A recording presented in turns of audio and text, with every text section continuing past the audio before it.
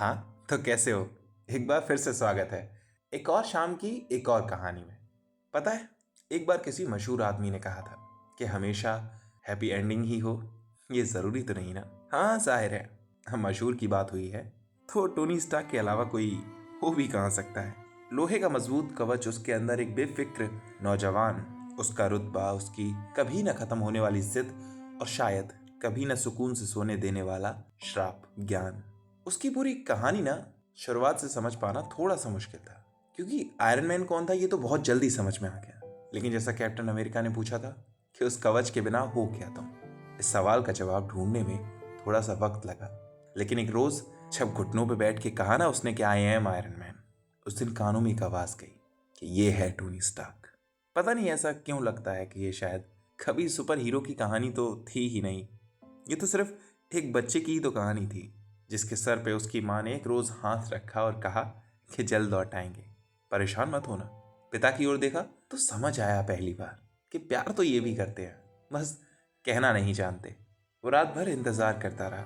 सोचा कि जब सुबह लौट के आएंगे ना तो ये सवाल जरूर पूछूंगा कि आप जाहिर करना नहीं जानते या करना नहीं चाहते। वो इंतजार करता रहा और आंखों में आंसू लिए हर पल बस यूं ही गुजरता गया। लेकिन न तो वो कभी शाम लौट के आई और न वो अगली सुबह। मजबूर था कि वो कुछ कर नहीं सकता आगे।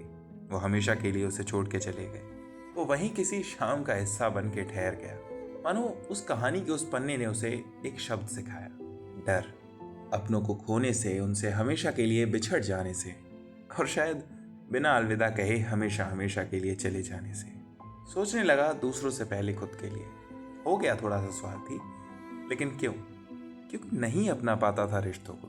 कोई एक बार हाथ थाम ले तो उसे कभी न छोड़ देने का डर और वो फिक्र उसकी आंखों में फिर से जाग उठती थी।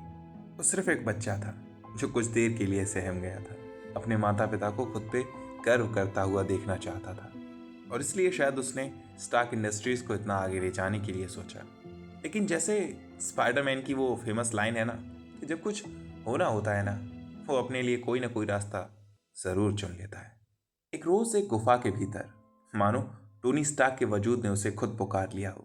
मानो उसके मुकद्दर ने उसे खुद आवाज लगाई और पूछा कि तैयार हो टोनी स्टार्क, कदम बढ़ाओ और इस कबाड़ खाने में ढूंढो उसे जो तुम्हारा अस्तित्व है। क्या हो तुम? खुद से पूछो। लेकिन मैं यकीनन कह सकता हूं तुम ना तो स्वार्थी हो ना ही गैर जिम्मेदार, क्योंकि मैंने ना कहीं सुना है कि तुम्हारे पास लोहे का जिगर है। कदम बढ़ाओ टोनी स्टार्क, देखो कहीं इन लोहे के टुकड़ों में शायद हर सवाल का जवाब मिल जाए, और उससे ज्यादा जरूरी शायद तुम्हें तुम्हारा ही अस्तित्व मिल जाए। क्या पता। उस दिन ना हम सभी ने देखा था कि उस गुफा के अंदर शायद टोनी स्टार्क गया था, लेकिन लौटते वक्त वो आयरन मैन था। लेकिन उस दिन सिर्फ आयरन मैन का जन्म नहीं हुआ, एक और फौज का भी जन्म हुआ था, अवेंजर्स। खैर, कहानी लंबी है, किसी न किसी दिन फिर सुनाएंगे। तब तक के लिए इस कहानी को सुनने के लिए शुक्रिया। खुश रहिए, मुस्कुराते रहिए और राधे राधे।